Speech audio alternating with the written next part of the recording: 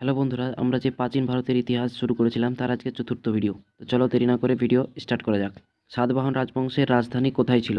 সাতবাহন রাজবংশের রাজধানী ছিল পেটানে। কনিষ্কের রাজধানী ছিল পুরুষপুর। কাদম্ব রাজবংশের যে রাজধানী ছিল বানভাসি। তো সাতবাহন রাজবংশের রাজধানী ছিল পেটান। সাতবাহন রাজবংশের প্রতিষ্ঠাতা কে? তো সাতবাহন রাজবংশের প্রতিষ্ঠা করেন সিমুক। আর সাতবাহন রাজবংশের বিখ্যাত রাজা ছিলেন গৌতমীপুত্র সাতকর্ণী। সুদর্শন ঝিলকে কে নির্মাণ করেন? তো সুদর্শন ঝিল নির্মাণ করেন রুদ্রদামন। রুদ্রদমন সুদর্শন ঝিল নির্মাণ করেন। কুষাণরা কার শাখা ছিলেন, অর্থাৎ কোন জাতির শাখা ছিলেন? কুষাণরা মধ্য এশিয়ার ইউচি উপজাতির একটি শাখা ছিলেন এই কুষাণরা।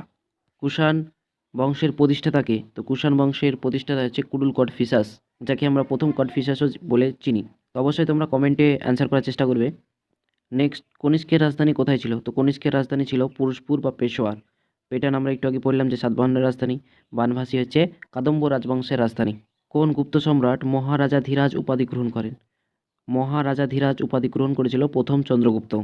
কোন শিলালিপি থেকে প্রথম চন্দ্রগুপ্তের অবদান পাওয়া যায়?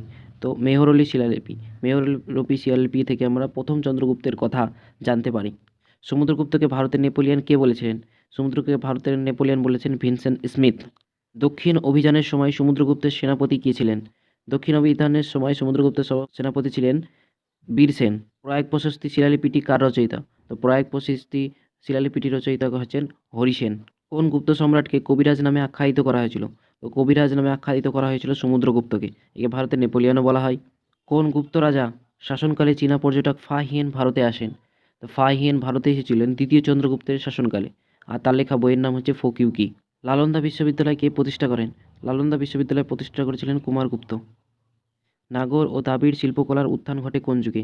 নাগর এবং দাবির শিল্পকলার উত্থান ঘটেছিল এই গুপ্ত যুগে। কোন যুগকে ভারতের স্বর্ণযুগ বলা হয়? তো গুপ্ত যুগকেই ভারতের স্বর্ণযুগ বলা হয়ে থাকে।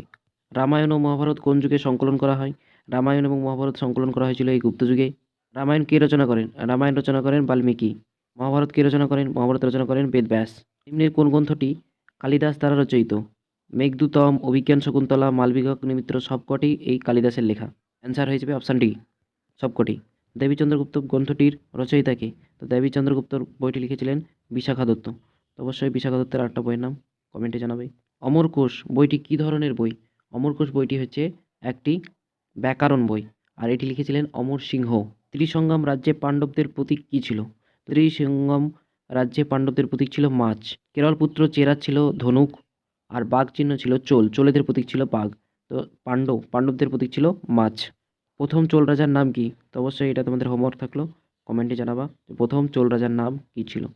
তো আজকের ভিডিওতে এই পর্যন্তই, দেখা হচ্ছে নতুন ভিডিওতে পরবর্তী পার্ট নিয়ে। তখন পর্যন্ত টেক কেয়ার, বাই বাই।